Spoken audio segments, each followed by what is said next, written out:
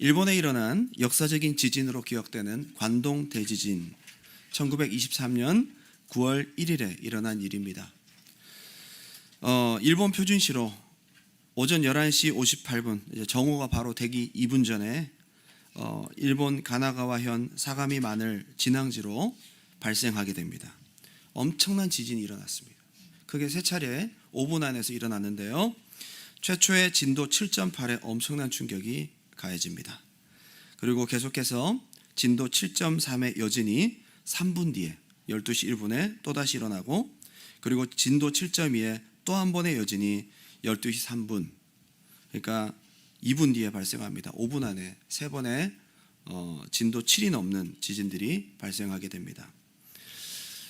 난리가 났죠. 여기저기서 와르르 무너지고 화염과 찢어지는 비명소리가 나기 시작합니다. 지진 후에 이 간토 지방은 초토화되다시피 하고 총체적인 혼란에 빠지게 됩니다. 정부 조직은 마비되고요, 비상사태가 선포됩니다. 그때 죽은 사람이 9만 명이 넘었습니다. 46만 채의 건물이 파괴된 아주 대재앙이었습니다. 그런데 그때 지진의 중심지에 아주 특별한 건축물이 있었습니다.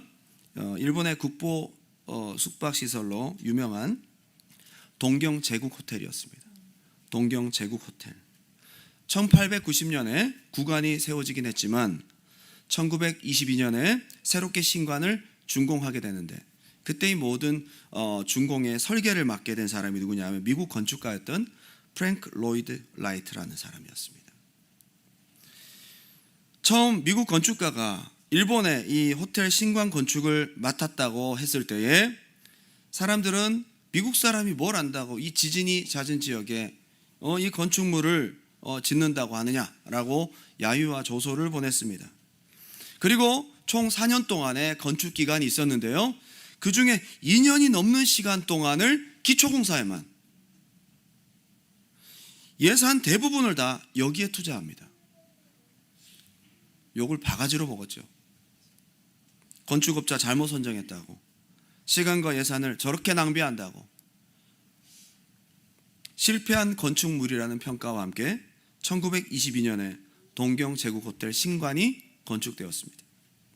그리고 정확히 1년 뒤에 1923년 9월 1일 이 지진이 발생하게 된 겁니다.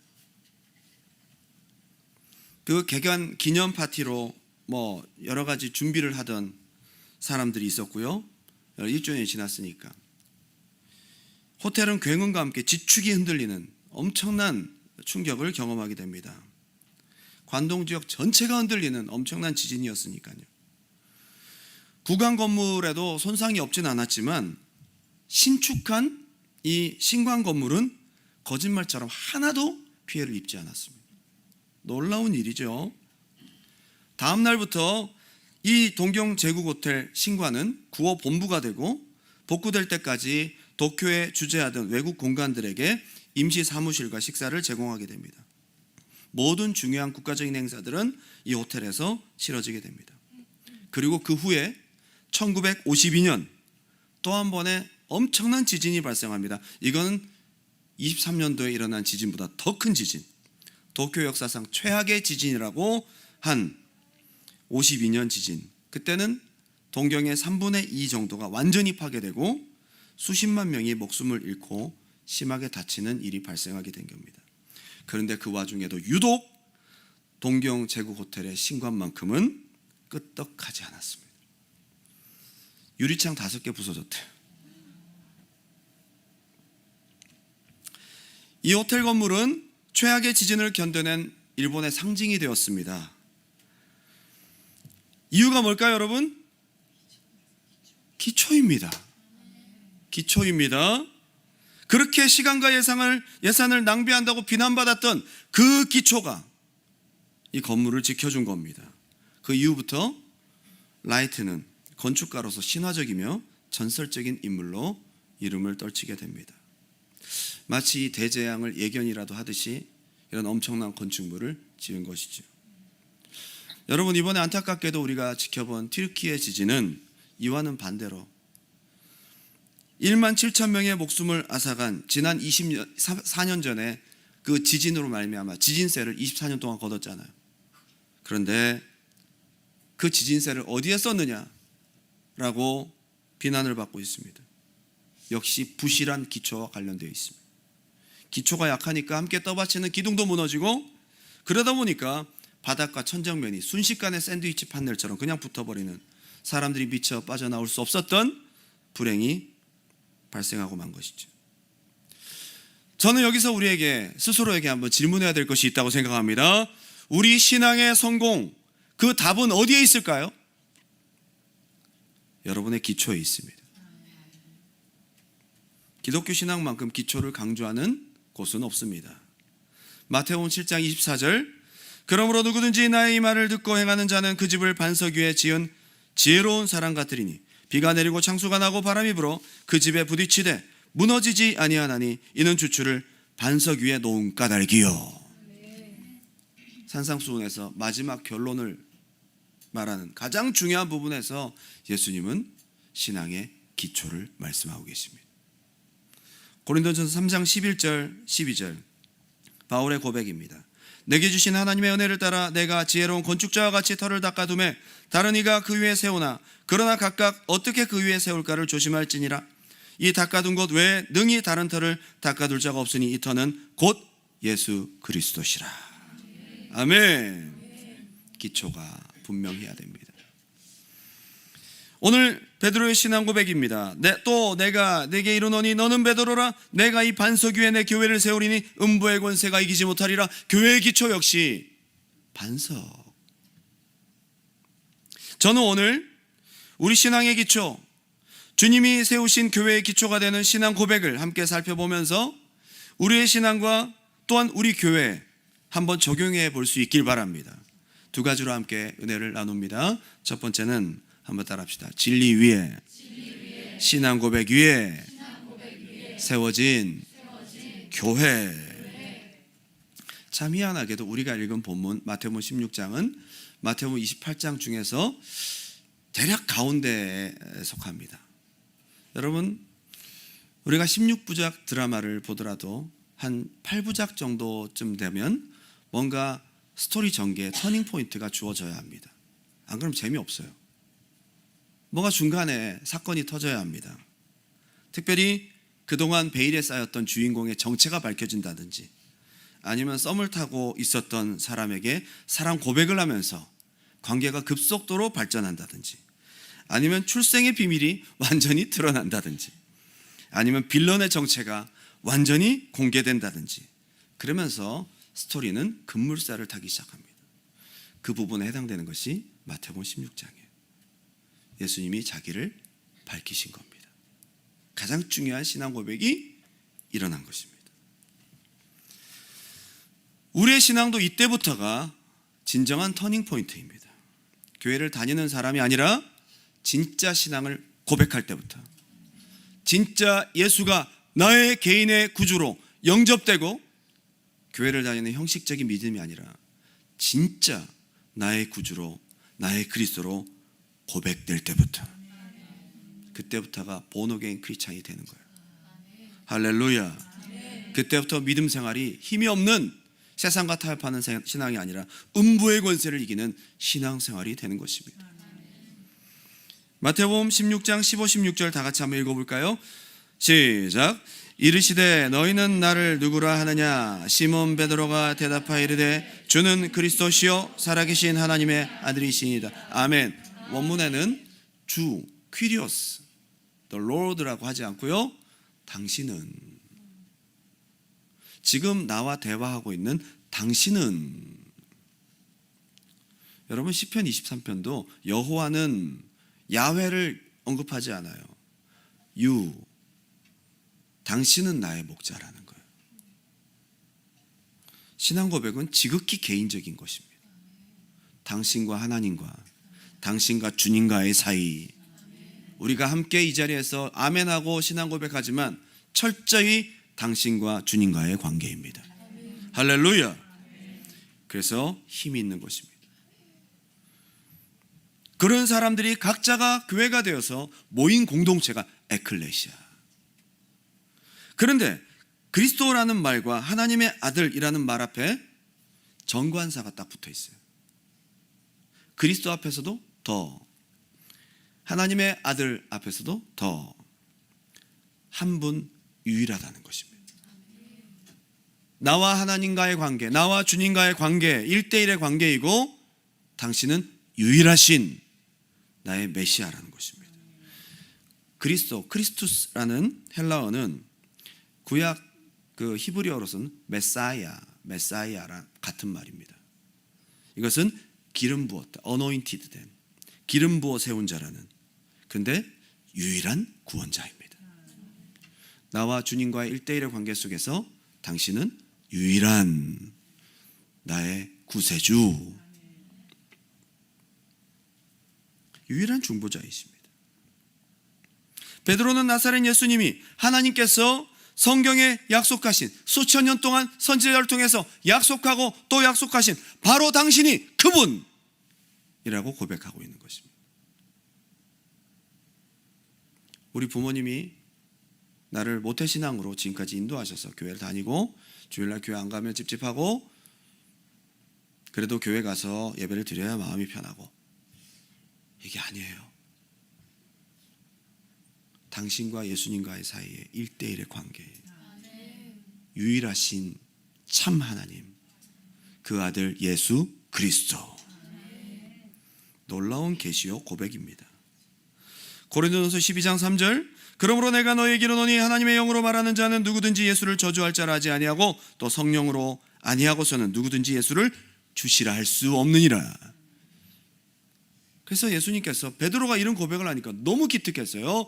야, 베드로야, 이걸 네가 할 수가 없다. 이거는 하늘에 계신 아버지께서 너에게 알려주신 거다.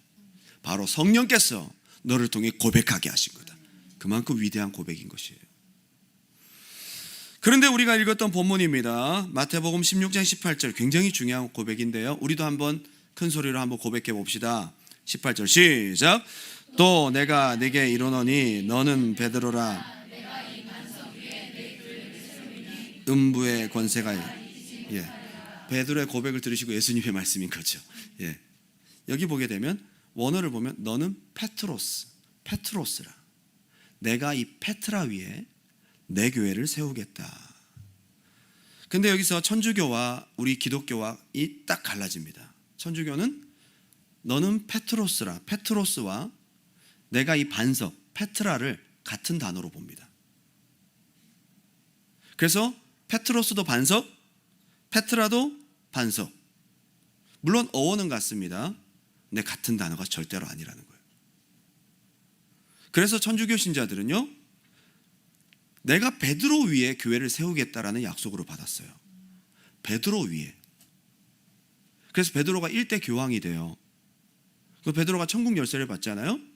천국 열쇠를 가진 그 교황이 1대 교황, 2대 교황, 3대 교황으로 계속 천국 열쇠를 석세션 해주는 거예요. 여러분 어떻게 생각하세요?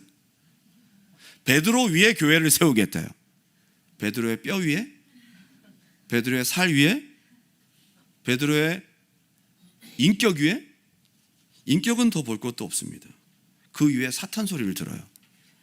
그리고 그 뒤에 예수를 3번 부인합니다. 그리고 아주 감정적이고 혈기 많고 상황에 따라 가변적인 사람입니다. 불안합니다. 베드로라는 사람 위에 교회를 세웠다면 오늘날 교회는 음부의 권세를 이겨내지 못하고 없어졌을 것입니다. 이건 천주교에서 말하는 것이고요. 그래서 교황권이 굉장히 큰 거예요. 교황 무엇을이라는 말이 나올 정도예요. 교황이 천국 열쇠로 문을 열어주는 사람인 거예요. 죄를 사하는 권세도 있어요? 맞지 않습니다. 페트로스는 남성 명사입니다. 불행하지만. 어원은 같지만 페트로스는 남성 명사입니다. 페트라는 여성 명사입니다. 왜 성경에서 너는 페트로스라, 내가 이 페트라 위에 교회를 세우겠다라고 다르게 표현할 수 있을까요? 성도 다르게. 일부러 의도적으로 다른 단어를 썼어요? 다른 것입니다. 조금 더 우리가 들어가 보면 페트로스는 삐쭉 나와 있는 겉에 보여지는 표면적 암석을 말합니다. 뭐 다르게 얘기하면 조금 작은 돌을 말합니다. 근데 페트라는 뿌리가 깊은, 우리가 말하는 락, 암석을 말합니다. 기초는 위에 세우지 않고 기초, 반석, 락 위에 세우는 것이죠. 베드로 위에 세울 수가 없는 것입니다. 같은 단어가 절대로 아닙니다. 성경에서 이렇게 성도 다르고 표현도 다른 단어를 의도적으로 다르게 반복적으로 사용하고 있는 것입니다. 주님께서는 인간 베드로를 반석으로 칭하지 않으셨습니다. 그러면 어디 위에 교회를 세우신 것일까요? 한번 따라합시다. 베드로의 확실한 신앙 고백. 신앙 고백입니다. 주는 그리스도시요 살아계신 하나님의 아들이라는 진짜로 신앙 고백, 성령께서 고백하게 하신, 흔들릴 수도 없고 취소될 수도 없는 분명한 데피니션, 그 명제와 진리 위에 교회를 세우시겠다고 약속하신 것입니다. 그리고 페트라는 그리스도 자신이기도 합니다. 우리의 신앙 고백이기도 하고 반석이신 그리스도. 그래야 교회가 음부의 권세를 이길 수 있습니다. 고린도서 10장 4절입니다. 다 같은 신령한 음료를 마셨으니 이는 그들을 따르는 신령한 반석으로부터 마셨음에 그 반석은 곧 그리스도시라. 아멘. 친구야, 모두 다 모퉁이 돌, 반석 다 그리스도로 칭하고 있습니다. 예외가 없어요. 진리이신 예수 위에, 진리이신 예수를 확실하게 고백하는 그 신앙 고백 위에 교회는 세워졌습니다. 오늘날 교회가 능력을 잃어버린 이유는 어쩌면 세파 앞에 흔들리고 기초가 약화해서 무너진 신앙 고백이 분명치 않아서, 아니면 형식적이어서 생긴 오늘날의 문제일 수도 있습니다. 당신이 그리스도를, 예수를 그리스도로 확실하게 믿고 진짜로 믿고 고백한다면 여러분의 심령의 교회는 안전할 것입니다. 정치적인 메시아에 대한 기대가 있었습니다. 오병이어 칠병이어 사람들은 많은 관심을 가졌습니다. 그래서 주님께서 사람들이 나를 누구라 생각하느냐라고 물어보십니다. 안 좋은 시각은 신성을 모독한 이단자였습니다. 감히 야훼의 이름을 더럽힌, 자기가 하나님의 아들이라고 하는 신성을 모독한 이단자로 보았습니다. 그나마 좋게 보는 시각을 제자들은 예수님 기분 나쁘지 말라고 얘기해 준 거예요. 나쁜 얘기 들으면 잘 얘기 안 하게 되잖아요. 사람들이 나를 누구로 하나요? 주님 이단이라고 하던데요. 제자들이 그렇게 얘기하지 않았어요. 주님은 세례 요한, 자기들이 들은 가장 좋은 이야기를 한 거예요. 엘리야, 예레미야나 선지자. 근데 중요한 것은 그 좋은 이야기들도 다 틀렸어요. 이것은 절대 교회의 기초가 될 수 없는 것입니다. 사람이기 때문이에요. 제자들이 주님을 보는 시각, 이게 중요하죠. 그래서 너희는 나를 누구라 생각하느냐? 왜냐하면 앞으로 이들을 통해 하늘의 뜻이 땅에 이루어지는 그 교회를 세워야 되기 때문이에요. 그래서 마태복음 전체에서 이 중간 부분, 그들의 신앙 고백은 굉장히 중요한 위치를 차지하고 있는 것입니다. 예수를 진짜 메시아로 고백하는 순간, 그리스도로 고백하는 순간 그 사회에서는 매장당합니다. 신성 모독죄로 돌에 맞아 죽습니다. 굉장히 큰 리스크를 감당해야 될 베드로의 고백이었어요. 모든 것을 잃어버릴 수 있는 무서운 고백이었습니다. 그래서 베드로는 진짜로 고백한 것입니다. 뿐만 아니라 예수님께서 이 고백을 듣게 되고 물어보게 된 이 지역은 가이사랴 빌립보라는 지역이었습니다. 그 지역은 요단강 상류 헬몬산에서 녹은 물들이 지하수로 내려가서 그것이 샘처럼 퍼져나오고 또 폭포처럼 흘러나오는 그곳이 가이사랴 빌립보 지역이었습니다. 물이 많고 행정상의 수도였습니다. 아주 비옥한 곳이었습니다. 특별히 로마 황제 아우구스투스가 헤롯에게 하사한 선물이었습니다. 거기를 실제적인 행정 중심지로 삼고 헤롯은 정치를 펼쳐나갔습니다. 세속 정치의 중심지였습니다. 뿐만 아니라 그곳을 탐방한 많은 사람들은 그 당시에 이미 있었던 중요한 랜드마크 중에 하나인 하데스의 문, 하데스는 누군지 알죠? 로마 신화에 나오는 지옥의 신이죠. 진짜 그 동굴을 제가 영상으로 봤는데 지옥 같더라고요. 지옥의 문이라는 거예요. 지옥의 문 앞에서 그리스도를 고백한 거예요. 뿐만 아니라 판신전, 특별히 아우구스투스 신전도 있었고 그 외에도 수많은 신들의 신전들이 있었던 곳이 가이사랴 빌립보 지역이었습니다. 우상의 중심지였습니다. 주님께서 물어보신 베드로가 고백한 곳은 정치의 중심지, 세속 문화의 중심지, 우상의 중심지, 세상의 한가운데서 예수님 물으셨고 베드로가 대답했습니다. 주는 그리스도시요 살아계신 하나님의 아들이십니다. 그 유일한 메시아, 당신이 바로 그 하나님의 아들이십니다 라고 고백한 것입니다. 모든 위험 요소와 모든 세상의 중심의 한가운데서도 베드로가 부정할 수 없는 진짜 고백을 예수님께 올려드린 것입니다. 성령께서 입으로 툭 튀어나오게 하신 참 고백, 우리 다 같이 한번 고백해 볼까요? 마태복음 16장 16절 시작. 시몬 베드로가 대답하여 이르되 주는 그리스도시요 살아계신 하나님의 아들이시니이다. 아멘. 아멘. 이 고백이 초대교회에 그대로 흘러갑니다. 예수님이 승천 후에 12사도는 모였다고 합니다. 그래서 그들이 어떻게 우리 성도들이 예수님을 고백할까, 고백의 내용을 그들이 함께 논의했어요. 그래서 베드로부터 12사도 모두가 다 나는 주님을 이렇게 고백할 거야, 주님은 이렇게 고백돼야 돼 해서 모은 것이 사도신경이에요.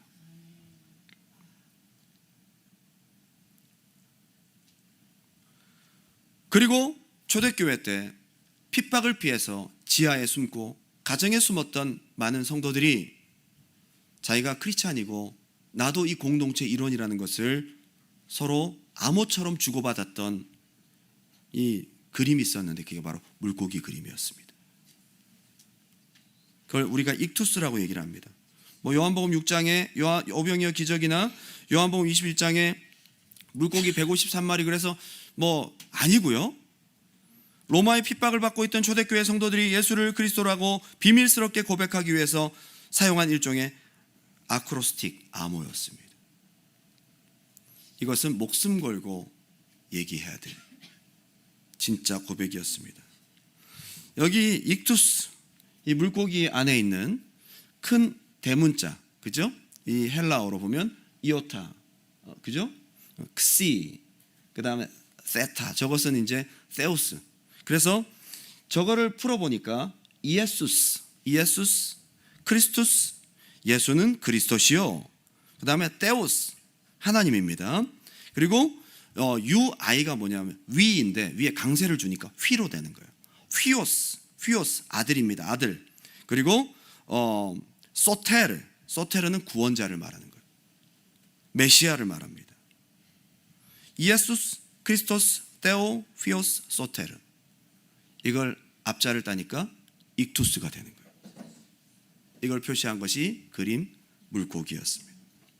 초대교회 성도들은 어떠한 위험을 감수하고도 어떠한 핍박 앞에서도 이 신앙 고백을 끝까지 붙들고 음부의 권세가 교회를 이기지 못하도록 그들은 끝까지 믿음을 지켰습니다. 신앙 고백이 분명했기에 초대교회는 승리했습니다. 10명의 황제가 극심한 죽음과 같은 핍박을 260년 동안이나 가합니다. 네로가 시작이었어요. 마지막 디오클레시안 황제 핍박까지. 결국 AD 313년 밀라노 칙령이 일어나고 콘스탄틴 대제가 기독교를 공인하기까지 바로 얼마 전까지 핍박은 계속되었습니다. 그런데 살아남았습니다. 왜냐하면 그들의 신앙, 그들의 고백은 진짜였기 때문입니다. 가이사랴 빌립보, 세상 문화의 중심, 정치의 중심, 우상의 중심지에서 모든 것을 잃어버릴 수 있는 그 고백이었을지언정 베드로는 진짜 고백한 것입니다. 오늘 여러분들에게 묻겠습니다. 당신의 고백은 진짜입니까? 주는 그리스도시요 살아계신 하나님의 아들. 당신과 주님과 1대1의 관계 속에서 그 무엇도 흔들 수 없는 진짜의 고백인지 스스로 한번 물어볼 수 있길 바랍니다. 두 번째는 한번 따라합시다. 교회의 능력과 천국 열쇠. 마태복음 16장 18절 다 같이 읽겠습니다. 시작. 또 내가 내게 이르노니 너는 베드로라. 내가 이 반석 위에 내 교회를 세우리니 음부의 권세가 이기지 못하리라. 여기 보게 되면 1인칭이 여러 번 쓰입니다. 내가 내 교회, 주님이 지지하시는 고백이죠. 주님께서 내가 내 교회, 내가 천국 열쇠를 주노니 6번이나 반복됩니다. 이 고백에 주님의 지지하심이 있습니다. 주님이 이런 참 고백, 신앙 고백을 하는 교회를 세우신 것입니다. 그리고 교회는 모일 때마다 예수를 그리스도로 고백하는 곳입니다. 할렐루야. 한번 따라할까요? 교회는 신앙을 고백하는 곳. 그렇게 시작되었고 그렇게 유지되고 끝까지 우리는 그렇게 승리해야 됩니다. 이게 교회라는 거예요. 교회는 신앙 고백으로 세워졌기에 유지도 신앙 고백, 예수를 주라, 예수를 그리스도라, 하나님의 아들이라 시인하고 찬양하고 아멘하고 선포하는 곳입니다. 그래서 예배와 성찬과 교제와 기도와 찬양, 이 모든 시간 동안 우리는 예수를 그리스도라고 확실한 믿음의 고백으로 올려드리는 것입니다. 거기에 주님의 지지하심이 있습니다. 주님의 역사하심이 있습니다. 주님의 살아계심이 있습니다. 이런 곳에 능력이 있고 부흥이 있습니다. 할렐루야. 사도행전 2장 43절, 사람마다 두려워하는데 사도들로 말미암아 기사와 표적이 많이 나타나니 왜 그럴까요? 신앙 고백이 있기 때문이에요. 믿는 사람이 다 함께 있어 어떤 사람이죠? 예수를 그리스도라 믿는 사람이죠. 모든 물건을 서로 통용하고 또 재산과 소유를 팔아 각 사람의 필요를 따라 나눠주며 날마다 마음을 같이하여 성전에 모이기를 힘쓰고 집에서 떡을 떼며, 떡을 뗀다는 것이 무엇입니까? 성찬을 했다는 거예요. 예수는 나의 구주라고 성찬을 통해 고백한 거예요. 기쁨과 순전한 마음으로 음식을 먹고 하나님을 찬미하며 입술로 고백한 것입니다. 또 온 백성에게 칭송을 받으니 주께서 구원받는 사람을 날마다 더하게 하시더라. 여기에 부흥의 역사가 있어요. 살아있는 거예요. 살아계신 부활의 주님이 역사하시고 주님을 고백한 증거가 분명한 것입니다.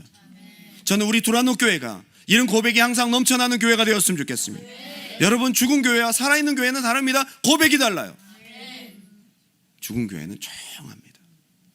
고백하지 않습니다. 구경합니다. 아멘하지 않습니다. 찬양할 때 박수도 안 칩니다. 구경합니다.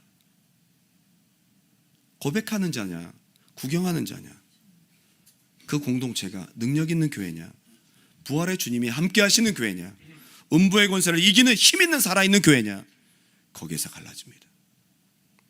최근 켄터키주의 작은 마을, 한 6,000명 정도 모이는 작은 시골 마을이에요. 미국 마을이에요. 지방대학인 에스베르 대학에서 놀라운 일이 일어나고 있습니다.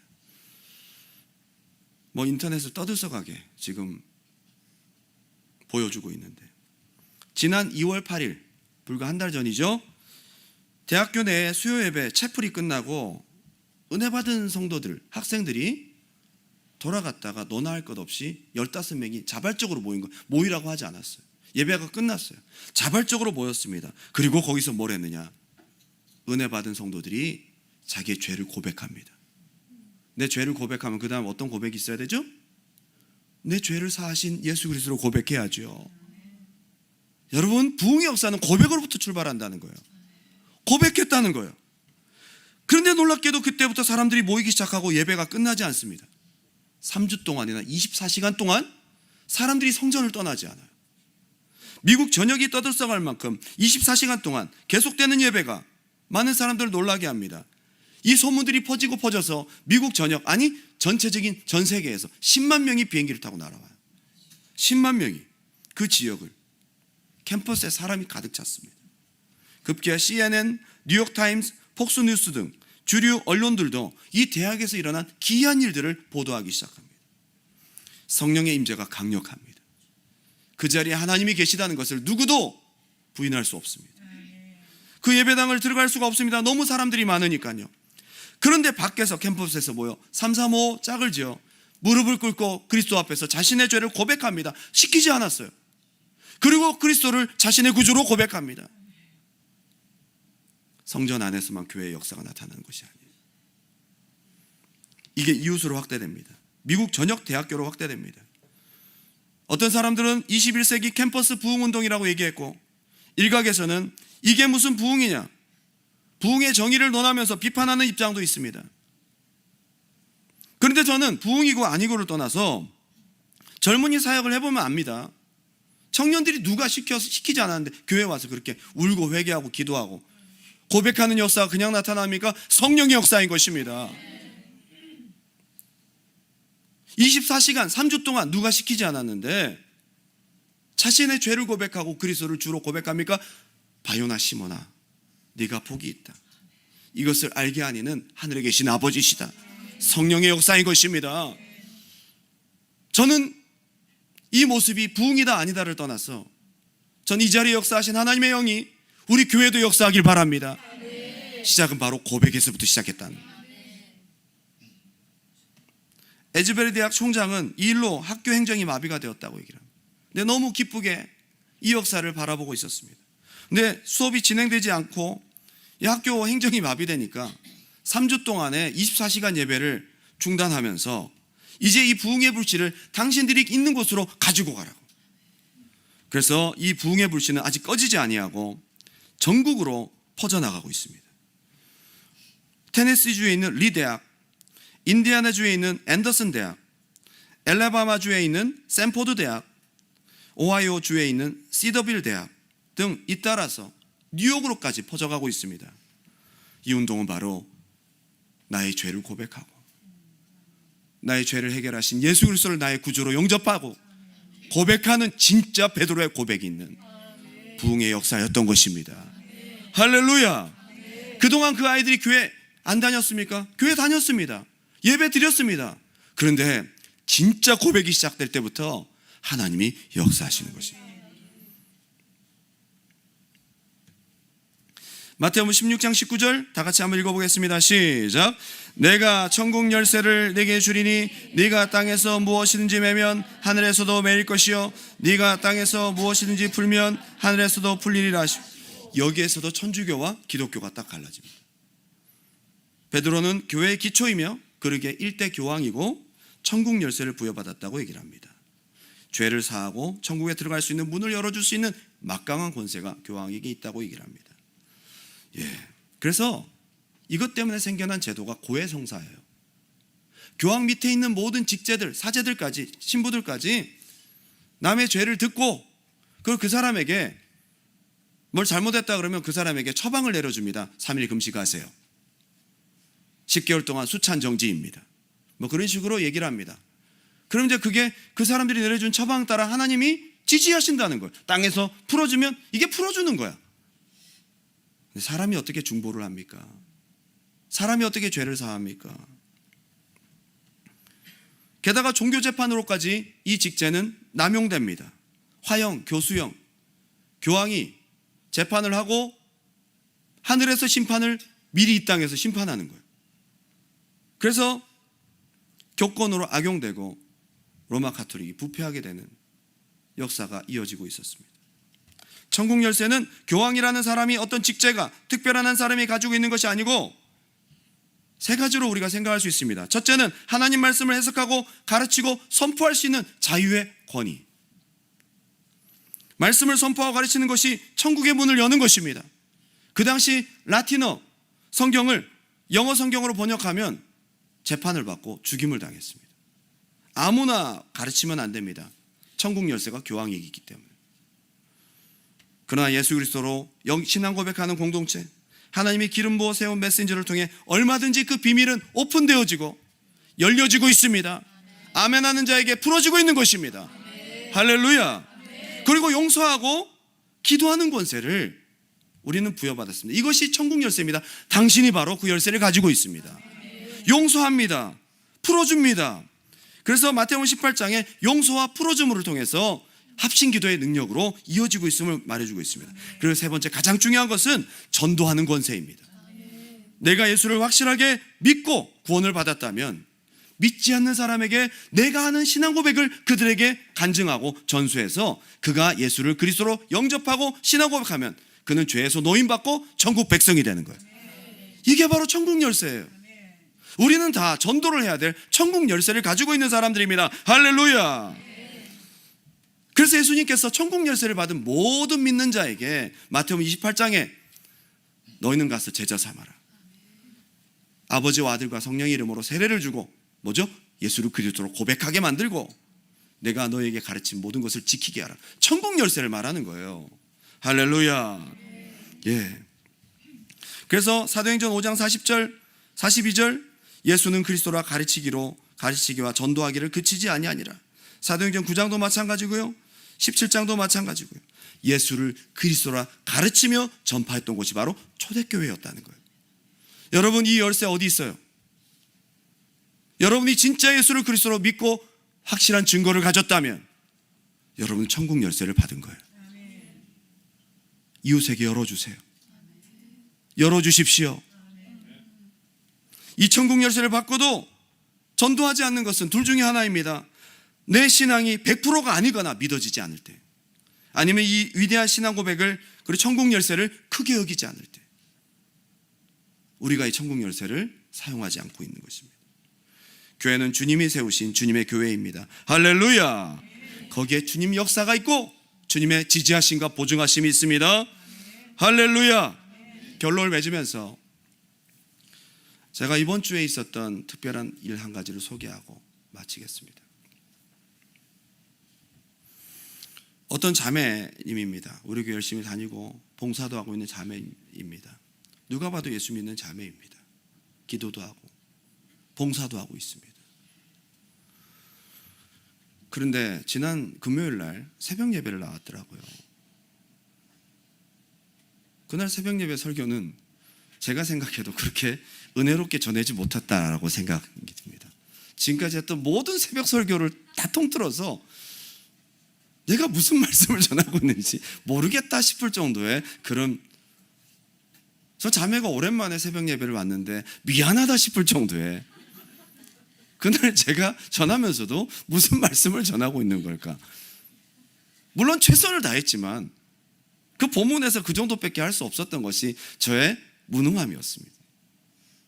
근데 이제 끝날 때까지 그 자매가 안 가고 있어. 다 가고 이제 불 끄고 나가려고 하는데 성경을 읽으면서 울고 있는 거예요. 저는 은혜 받아서 울고 있다고 전혀 생각하지 않았습니다. 제가 힘든 일이 있나 보다.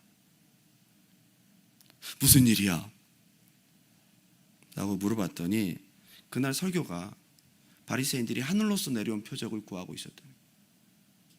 나는 너에게 요나의 표적밖에는 보일 표적이 없다고 거기를 떠나셨어.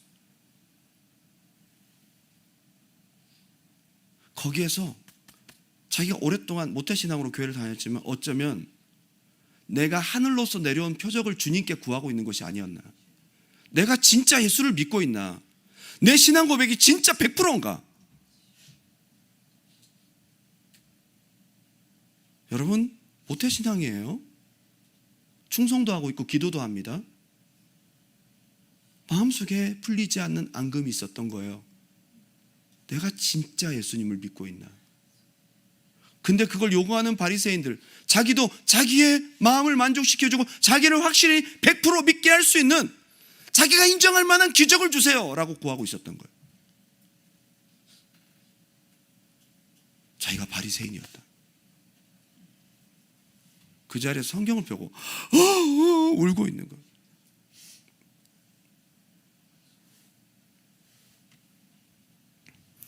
그리고 그날 저녁 금요 예배가 되었잖아요. 금요일 새벽 예배하고, 저는 제가 볼 때는 그 자매에게는 그 자매의 인생 가운데 마태복음 16장이 시작된 거예요. 인생의 신앙의 터닝 포인트, 진짜 고백이 시작된 거라고. 금요일 날 은혜를 받은 거예요. 그리고 토요일 오전에 어제 장문의 문자 메시지가 자매에게서 왔습니다. 제가 그 문자 메시지를 그대로 읽어드리겠습니다. 안녕하세요 목사님, 좋은 아침입니다. 다름이 아니라 간증하고 싶어 문자를 드려요. 유유. 제가 몇 년 전부터 아랫배 땡김 현상이 있었는데 분명 통증이 계속되는데도 병원 이곳저곳 다녀봐도 아무리 이상이 없다고 해서 걱정이었습니다. 스트레스가 정말 많았었고 과거에는 이것 때문에 스트레스 받아서 머리카락이 빠질 정도였어요. 얼마나 괴로운지 아시겠죠? 교회를 다니면서도 계속 괴롭던 거예요. 그런데 어제 정말 예수님이 100% 믿어지면서 1시간 내내 눈물로 기도하고 끝날 때쯤 교회 화장실 앞에서 기다리다가 배가 또 땡기길래 손을 얹고 속으로 진짜 1%의 의심도 없이 예수님을 믿고 예수님께 기도했어요. 여러분 100%의 믿음의 고백이어야 돼요. 이게 베드로의 고백이거든요. 가이사랴 빌립보에서의 고백, 신앙 고백을 선포한 거죠. 그런데 그러자마자 친구가 들어와서 왜 배에 손을 얹고 있냐고 물어봤고, 여기 자꾸 땡긴다고, 혹시 증상이 이러하지 않냐고, 그거 속이 아픈 게 아니라 근육 뭉침 형상이라고 말해줬어요. 유튜브를 찾아봤더니 정말 제 증상이랑 똑같은 거예요. 이게 굉장히 오래 갔던 거죠. 그런데 오랫동안 나를 괴롭게 했던 그것이 그 순간 나은 거예요. 화장실 앞에서. 모태신앙이에요. 교회 봉사도 했고요. 100% 예수를 그리스도로 인정할 때 음부의 권세가 떠나가는 거예요. 여러분 모태신앙입니까? 진짜 크리스찬입니까? 정말 순간 머리가 띵했고, 예수님께서 이렇게도 병을 고쳐주시는구나 싶었어요. 예수님이 100% 믿어지니 교회도 다르게 보이고, 예수님 말씀과 다르게 행동해서 교회를 망치고 싶지 않다는 생각도 들고 너무 새로웠어요. 이런 얘기는 안 해도 되는데 뭘 교회를 망쳐 자기가. 진짜 교회가 무엇인지, 신앙이 무엇인지 진짜 믿어지니까 눈을 뜬 거예요. 참 아이러니하다. 교회를 다니는데 왜 몰랐을까 그거를. 예수는 그리스도시요 살아계신 하나님의 아들이시라는 진심 어린 고백이 교회의 기초인데, 걔가 이걸 얘기를 한 거예요. 제가 이번 주에 이 설교를 할 거 어떻게 알고. 저는 항상 설교할 때마다 주중에 꼭 하나님께서 이런 확증이 되는, 제가 여태껏 어떤 생각으로 무엇 위해 교회를 다니고 있었나 탄식이 나오더라고요. 유유. 전 제 자신을 잘 알고 있기 때문에 언제든지 또 이 은혜를 까먹을 수는 있겠지만, 지금 이 순간 마음껏 기뻐하고 싶어요. 정말 감사하다고 말씀드리고 싶었어요, 목사님. 이게 그 자매님이 저에게 보낸 문자 메시지였어요. 여러분, 교회는 예수를 그리스도로 살아계신 하나님의 아들로 당신과 주님과 1대1의 관계 속에서 100% 믿고 고백함으로써 당신은 교회의 지체가 되고, 그 고백을 교회 생활을 통해 날마다 함으로써 음부의 권세를 이기고 하나님의 살아계신 역사를 그 고백 안에서 누리게 될 줄 믿습니다.